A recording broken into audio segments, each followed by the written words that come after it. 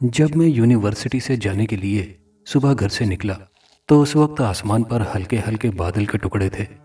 मगर जब मैं दोपहर को यूनिवर्सिटी से वापस आया तो उस वक्त अच्छी खासी बारिश हो चुकी थी। गली मोहल्ले पानी और कीचड़ से भरे पड़े थे। जो मेन बाजार हमारे घर की तरफ जाता था वो भी बुरी तरह गंदगी से भर गया था। उस बाजार में कभी तारकोल डाला गया था और कभी ये पुख्ता बाजार हुआ करता था और बिल्कुल साफ सुथरा। खैर पुख्ता तो अभी भी है, मगर अब इसका तारकोल जगह जगह से उखड़ गया है और इसमें बेशुमार गड्ढे पड़ गए हैं। जब कभी बारिश होती है जब कभी बारिश होती है तो गड्ढे पानी से भर जाते हैं, जिसकी वजह से इस बाजार से गुजरना और मुहाल हो जाता है। आज भी ऐसी ही सूरत हाल थी। मुझे सख्त दुश्वारी का सामना करना पड़ रहा था।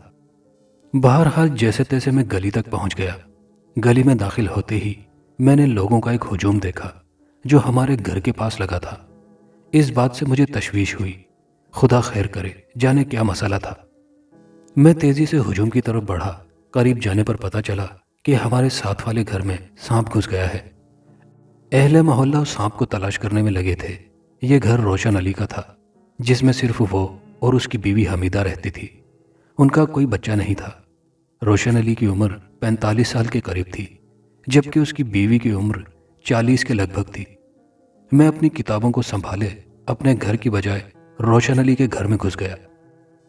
एक बड़ी उम्र की औरत मासी फाता, जो अपने नाम ही की तरह हर काम में भी तेज थी, चीख चीख कर लोगों को हिदायत कर रही थी कि यहाँ देखो, सांप यहाँ होगा, यहाँ नहीं उस तरफ देखो। अरे बाबा, उसके पीछे घुस गया होगा। उसका रौब दाब इतना था कि हर कोई उसका हुक्म बिना चूंचरा मान रहा था। मैं खामोशी से एक तरफ खड़ा हो गया और सारा तमाशा देखने लगा। रोशन अली और उसकी बीवी हमीदा दोनों ही निहायत बुज़दिल इंसान थे। वो सांप को ढूंढने की बजाय चारपाई पर चढ़े हुए थे और ढूंढने का काम अहले मोहल्ला कर रहे थे। ज्यादा देर न गुजरी थी कि एक दराज कामत बड़ी मूंछों वाला शख्स घर में वारिद हुआ। जनाब का असल नाम तो जाने क्या था, मगर मोहल्ले में सभी जनाब को तुर्रम खान के नाम से पुकारते थे। तुर्रम खान उस वक्त खाकिस्तरी शलवार कमीज में थे और ऊपर काले रंग की वास्किट चढ़ा रखी थी। उधेड़ उम्र तुर्रम खान की क्रॉकरी की दुकान थी, जहां उसका जवान साल बेटा बैठता था और खुद तुर्रम खान सारा दिन आवारागर्दी करते रहता था।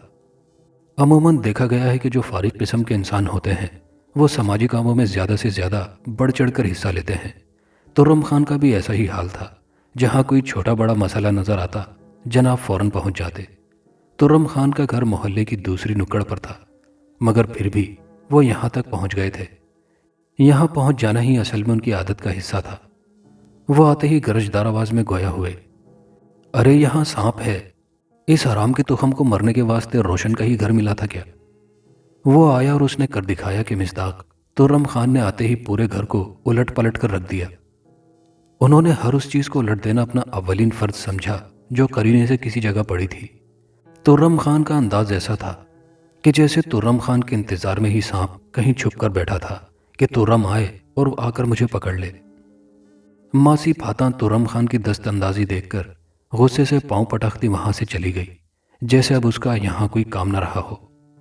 मासी फाता की जगह तुर्रम खान ने संभाल ली। वो भी चीख चीख कर लोगों को हिदायत करने लगे कि यहाँ देखो, वहां देखो, इधर नहीं उस तरफ। तुर्रम खान ने थोड़ी देर की तलाशी के बाद रोशन अली से पूछा, जब सांप अंदर आया था तो तुमने उसे किस तरफ जाते देखा था? रोशन अली और उसकी बीवी अभी भी खौफ से थर थर कांप रहे थे। रोशन अली ने लड़खड़ाती आवाज में बताना शुरू किया, वो बाहर के दरवाजे से आकर उस तरफ पेटी के नीचे घुस गया था। फिर मुझे पता नहीं चला। बस बस, मैं समझ गया। तुर्रम ने हाथ उठाकर उसे खामोश करवा दिया। तुर्रम खान के कदम पेटी की तरफ बढ़ने लगे। पेटी जहाजी साइज की थी। उसके चारों कोनों के नीचे एक एक ईंट देकर उसे जमीन की सतह से ऊंचा रखा गया था। तुर्रम खान पेटी से 2 कदमों के फासले पर रुककर जमीन के सीने पर घुटने टेक कर और गर्दन झुकाकर पेटी के नीचे देखने लगे। यहां तो पहले ही देखा जा चुका है जनाब, किसी मोहल्लेदार ने पीछे से आवाज लगाई। तुर्रम खान ने गर्दन मोड़ी। गुस्सा और दबदबा उसके चेहरे और मूंछों पर नजर आ रहा था। तो मैं क्या यहाँ जग मार रहा हूँ? मैं भी तो यहाँ सांप ही तलाश कर रहा हूँ। अगर पहले देखा जा चुका है तो फिर मिला क्यों नहीं? वो शख्स अपना सा मुंह लेकर रह गया। तुर्रम खान अपनी कार्रवाई करने लगे। ترم خان نے اپنی جیب سے ٹارچ والا سیل فون برآمد کیا اور اس کی روشنی پیٹی کے نیچے ڈال کر سانپ کو تلاش کرنے لگا۔ ساتھ ساتھ منہ سے ہوش ہوش کی آوازیں بھی نکالی، مگر نتیجہ ندارد رہا۔ ترم خان اٹھا اور گھر کے کونے سے ایک موٹا سا ڈنڈا اٹھا لایا۔ ڈنڈے کو اس نے پیٹی کے نیچے گھسیڑ دیا اور ادھر ادھر پھیرنے لگا۔ اگر نیچے کچھ ہوتا تو ضرور ظاہر ہوتا، مگر شاید نیچے کچھ تھا ہی نہیں۔ ترم خان نے کہا، پیٹی کی چاروں اینٹوں کو نیچے سے نکالنا پڑے گا، اگر سانپ نیچے ہوا تو خود ہی دب کر مر جائے گا، اس کے بعد پیٹی کو سائڈ پر کر کے دیکھ لیں گے۔ دل تو میرا یہی چاہ رہا تھا کہ یہاں رکوں اور سانپ کا عبرتناک انجام ہوتے دیکھوں، مگر مسئلہ یہ تھا کہ امتحانات سر پر تھے اور مجھے ان کی تیاری کرنا تھی۔ ابھی تو مجھے اپنا کیچڑ سے اٹا یونیفارم بھی چینج کرنا تھا، اس لیے میں اپنے گھر کو ہو لیا۔ سانپ کا جو بھی انجام ہوتا وہ تو مجھے بعد میں پتہ چل ہی جاتا۔ جاتے جاتے میں روشن علی اور اس کی بیوی حمیدہ کے قریب گیا اور پوچھا، ویسے سانپ کون سا تھا روشن؟ کالے رنگ کا کوبرا تھا، روشن نے بتایا۔ ہمارا گھر روشن علی کے گھر سے بائیں طرف تھا اور ہمارے دروازے اکٹھے ہی تھے۔ میں سوچ رہا تھا کہ اگر سانپ ہمارے گھر میں گھس جاتا تو جو ہنگامہ اس وقت روشن علی کے گھر میں برپا تھا وہ ہمارے گھر پر ہوتا۔ میں نے گھر جا کر یونیفارم چینج کیا اور کھانا کھانے بیٹھ گیا۔ فیصل آباد سے ماموں آئے ہوئے تھے۔ میں نے ماں سے ان کے بارے میں پوچھا۔ امی نے بتایا کہ وہ ذرا کام سے باہر گئے ہیں۔ ماموں کا نام حکیم علی تھا، وہ ریلویز برج میں ملازم تھے، اب ریٹائرمنٹ کے بعد فارغ ہو کر زندگی گزار رہے تھے۔ ماموں سیلانی طبیعت کے مالک تھے، جس شہر میں کوئی رشتہ دار یا کوئی واقف کار تھا ان شہروں میں گھومتے رہتے۔ ہمارے ہاں بھی وہ اس وجہ سے آ جاتے تھے کہ انہیں پہاڑ بہت اچھے لگتے تھے، مگر افسوس کہ جس جگہ ہم رہتے تھے یعنی شمال جنوبی سرگودا میں، وہاں پہاڑ بہت کم تھے، اور جو تھے ان کو بھی روز بروز ڈائنامائٹ سے اڑا کر صاف کیا جا رہا تھا تاکہ وہاں کی زمین کو استعمال میں لایا جا سکے۔ میں کھانا کھا چکا تھا۔ امی نے بتایا کہ آج سائرہ کا فون آیا تھا، اس نے اپنی خیریت بتائی ہے اور ساتھ ہی تمہاری خیریت بھی پوچھ رہی تھی۔ تو پھر کیا بتایا آپ نے؟ میں نے امی سے سوال کیا۔ امی ہنسنے لگی۔ کہہ دیا کہ تم روز بروز ہٹے کٹے ہوتے جا رہے ہو کیونکہ تمہیں کوئی فکر فاقہ تو ہے نہیں۔ میں بھی ہنس دیا۔ فکر ہے نا امی، امتحان سر پر ہیں۔ امی میرے سامنے سے کھانے کے برتن اٹھا کر کچن میں چلی گئیں۔ سائرہ میری بڑی بہن کا نام تھا، جو جڑاں والا شہر میں بیاہی گئی تھی۔ اس کی شادی کو 4 سال کا عرصہ گزر چکا تھا اور وہ گول مٹول بچوں کی ماں بن چکی تھی۔ میں اس وقت تو چھوٹا تھا جب ابا جی وفات پا گئے تھے۔ ہماری کچھ اراضی تھیں جو ہم نے ٹھیکے پر دے رکھی تھی، اس سے جو آمدنی ہوتی تھی اس سے ہمارا گزر بسر ہو رہا تھا۔ گھریلو ایک دو چھوٹے موٹے کام کرنے کے بعد میں کتابیں لے کر بیٹھ گیا۔ بجلی غائب تھی اور گھر کے اندر قدرتی روشنی زیادہ نہیں پڑ رہی تھی۔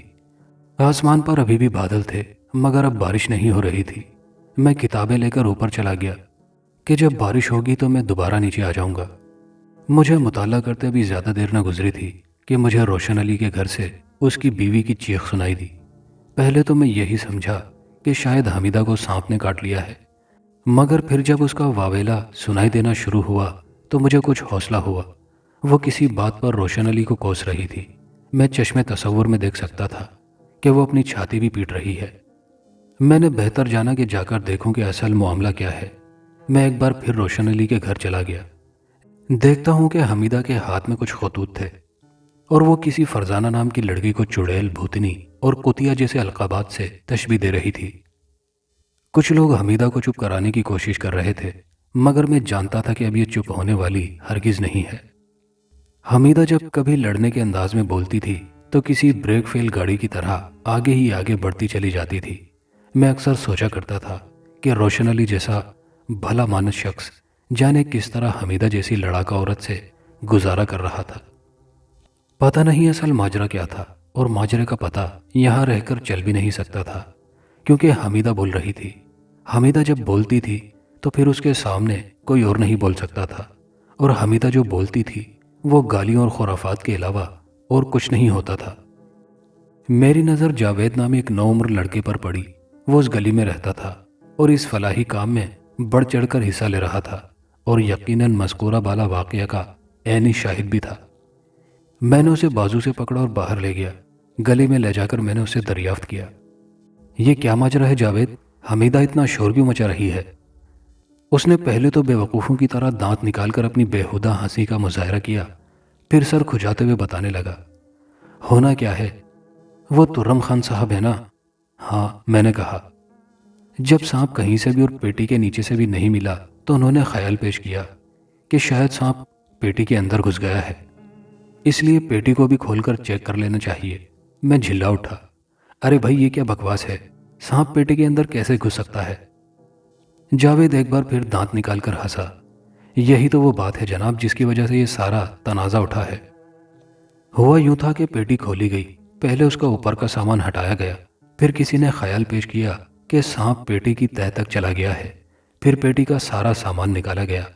سانپ تو نہ ملا، البتہ پیٹی کی تہہ سے کچھ خطوط مل گئے جو کسی فرزانہ نام کی لڑکی نے شادی سے قبل محترم روشن علی کے نام لکھے تھے۔ جیسے یہ خطوط حمیدہ کے ہاتھ تک پہنچے، ایک ہنگامہ اٹھ کھڑا ہوا جو تمہارے سامنے ابھی تک جاری و ساری ہے۔ جاوید نے ان الفاظوں کے ساتھ اپنا بیان ختم کیا۔ ایک سوال میرے ذہن میں چپ رہا تھا، میں نے بھی وہ فوراً جاوید سے کر ڈالا، یہ بتاؤ کہ جب پیٹی کھولی جا رہی تھی تو روشن علی نے پیٹی کھولنے والوں کو روکنے یا اس عمل میں مزاحمت کرنے کی کوشش نہیں کی تھی؟ بالکل کی تھی جناب، مگر نکار خانے میں طوطی کی آواز کون سنتا ہے؟ جاوید نے اپنا بیان ازسر نو ختم کیا اور تیزی سے اندر چلا گیا تاکہ رہا سہا تماشا بھی دیکھ سکے۔ اب میرا یہاں رکنے کا کوئی مقصد نہیں تھا۔ سانپ تو ملا نہیں تھا، خطوط مل گئے تھے۔ مجھے معلوم تھا کہ اب یہ تماشا رات گئے تک جاری و ساری رہے گا۔ میرے ایگزامز قریب آنے والے تھے اور میں کسی بھی طرح اس پوزیشن میں نہیں تھا کہ وقت کا ضیاع کر سکوں، سو میں واپس گھر چلا گیا۔ میں چشم تصور میں دیکھ رہا تھا کہ اب دیگر لوگ بھی دھیرے دھیرے وہاں سے کھسک رہے ہوں گے، کیونکہ پاگل کر دینے والی حمیدہ کی بکواس کو زیادہ دیر سننا اور برداشت کرنا کسی بھی انسان کے بس کی بات نہیں تھی۔ میں نے کتابیں کھولی اور مطالعے میں محو ہو گیا۔ حمیدہ کے رونے اور چلانے کی آوازیں ابھی بھی میرے کانوں تک پہنچ رہی تھی۔ میں گود میں کتاب رکھے پڑھنے کی کوشش کر رہا تھا، مگر بار بار میرا دھیان بھٹک رہا تھا، مگر میں خاطر جمع سے پڑھنے کی کوشش کرتا رہا تھا اور کسی طرح اس کام میں کسی حد تک کامیاب بھی رہا تھا۔ آہستہ آہستہ آوازیں معدوم ہونے لگیں۔ میں خاصی دیر تک اسٹڈی کرتا رہا۔ لائٹ ابھی تک نہیں آئی تھی۔ کوئی فنی خرابی پیدا ہو گئی تھی، کیونکہ برسات میں اکثر ایسا ہو جاتا ہے۔ شام کی سیاہی دن کے اجالے کے آڑے آنے لگی تھی اور دھیرے دھیرے اسے اپنے اندر نگل رہی تھی۔ فضا میں خنکی بھی بڑھ رہی تھی۔ میں نے کتابیں ایک طرف رکھیں اور موسم سے لطف اندوز ہونے لگا۔ میں چھت پر کھڑا ہو کر گلی کا نظارہ کر رہا تھا۔ پہلے موسم خوشگوار تھا، بارش کے بعد موسم میں خنکی در آئی تھی۔ مجھے جھرجھری سی محسوس ہونے لگی۔ میں نے اپنے دونوں ہاتھ بغلوں میں دبا لیے تاکہ سردی کے احساس کو کم کیا جا سکے۔ گلی میں اکا دکا ہی لوگ تھے۔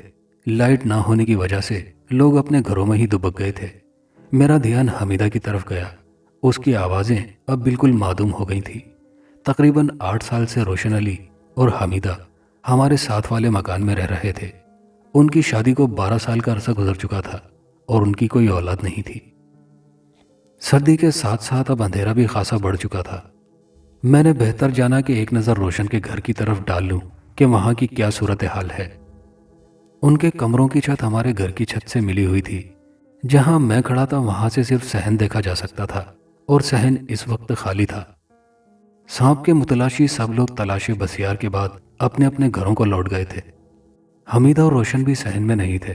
میں اپنے گھر کی چھت سے ان کی چھت پر چلا گیا۔ کنارے پر پہنچ کر میں جھکا اور روشن دان کے راستے سے اندر کی طرف جھانکا۔ روشن علی اور اس کی بیوی دونوں چارپائی پر سوگوار انداز میں بیٹھے تھے۔ انہیں دیکھ کر یوں محسوس ہوتا تھا کہ جیسے دنیا جہاں میں دونوں ایک دوسرے کے سب سے بڑے ہمدرد اور غم گسار ہیں۔ یوں لگتا تھا جیسے یہ دونوں کبھی لڑے ہی نہیں یا حمیدہ کبھی روشن پر چلائی نہیں۔ ان دونوں ادھیڑ عمر میاں بیوی کا حسن کچھ عرصہ قبل رخصت ہو چکا تھا۔ میں نے بہتر جانا کہ اب میں بھی رخصت ہو جاؤں، سو میں چھت سے نیچے اتر آیا۔ میں چھت پر رہ کر روشن علی یا اس کی بیوی کی مدد بھلا کر بھی کیا سکتا تھا؟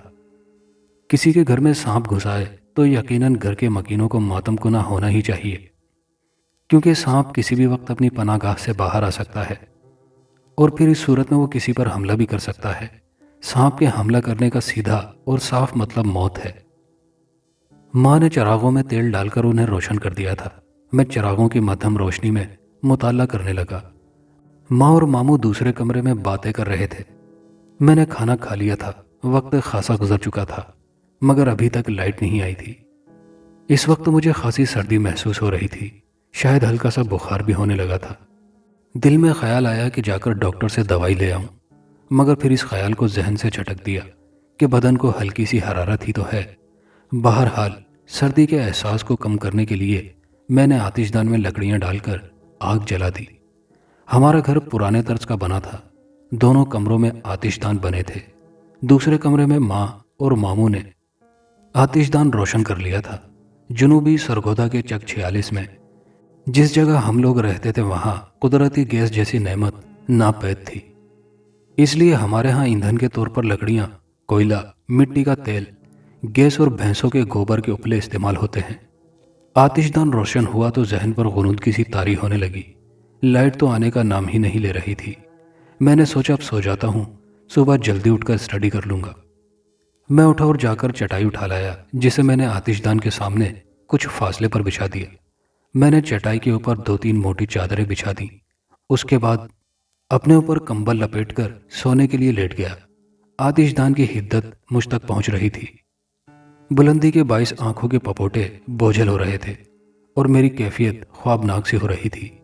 आंखें बंद करने की देर थी कि मुझे पता ही न चला कि मैं कब नींद की वादियों में पहुंच गया। रात का जाने कौन सा पहर था जब किसी सरसराहट से मेरी आंख खुल गई। पहले तो मेरी समझ में कुछ न आया, मगर जब आंखों के सामने से धुंध छटी तो मुझे पाँव के नीचे से जमीन निकलने वाला जुमला सही तौर पर समझ आने लगा। मगर यहाँ जो सूरत हाल थी वो ज़रा मुख्तलिफ थी। मेरे पाँव के नीचे ज़मीन नहीं थी, बल्कि मैं पूरे का पूरा ज़मीन पर लेटा था। मुझे अपना पूरा वजूद ज़मीन में धंसता हुआ महसूस हो रहा था। मेरे सीने पर एक काला जहरीला सांप बैठा हुआ था। वो नीचे से अपने जिस्म को बल दिए हुए था, मगर उसका फन उठा हुआ था। वो बराह रास्त मेरी आंखों में देख रहा था।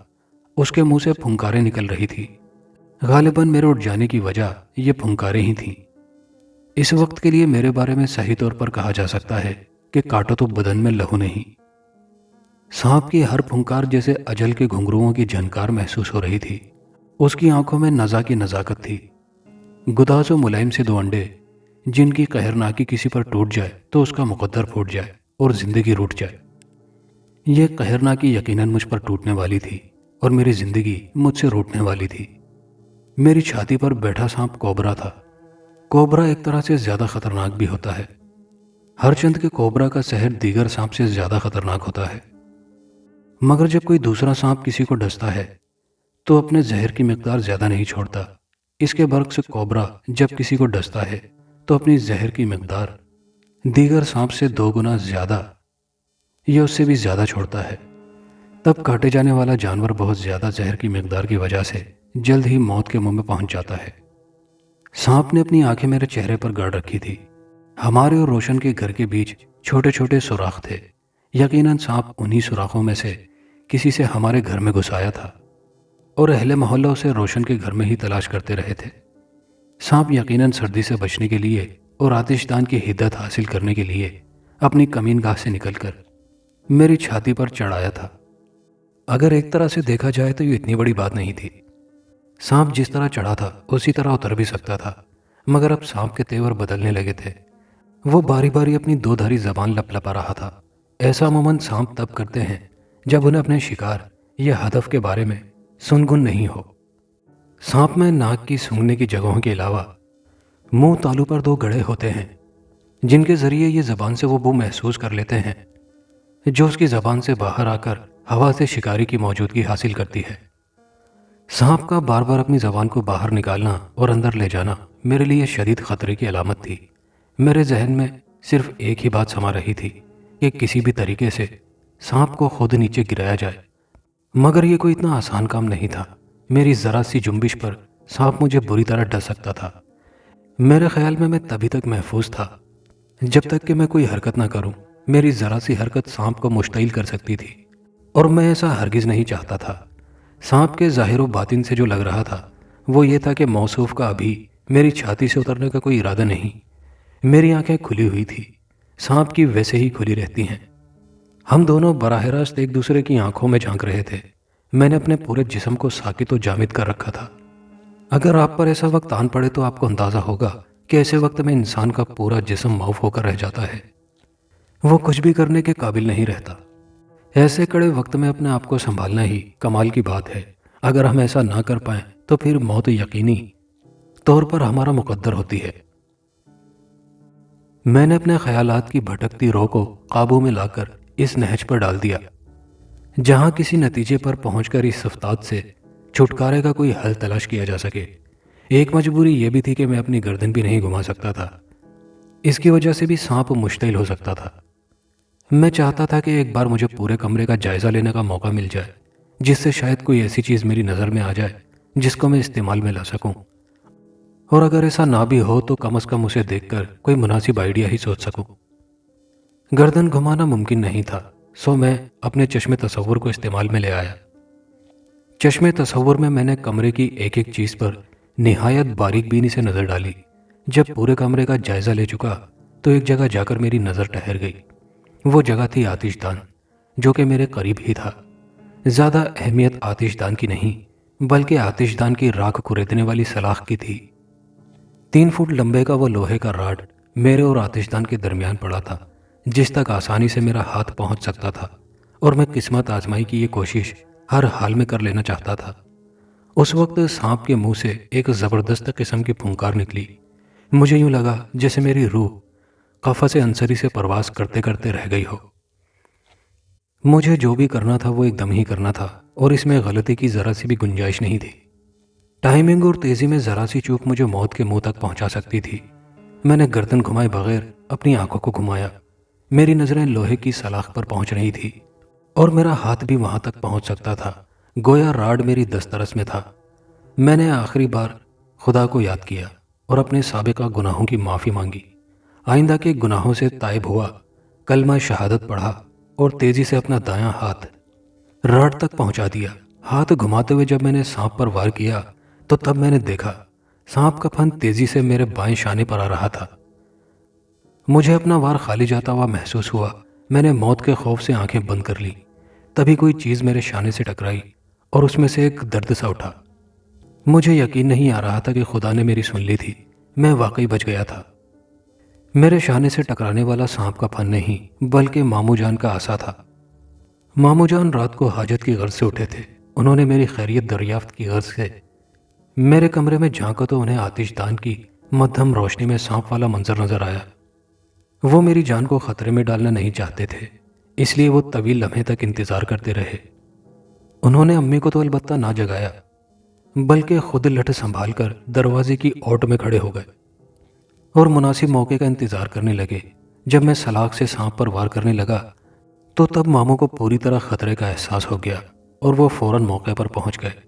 اگر انہیں ذرا بھی دیر ہو جاتی تو وہ سانپ یقیناً اب تک مجھے ڈس چکا ہوتا۔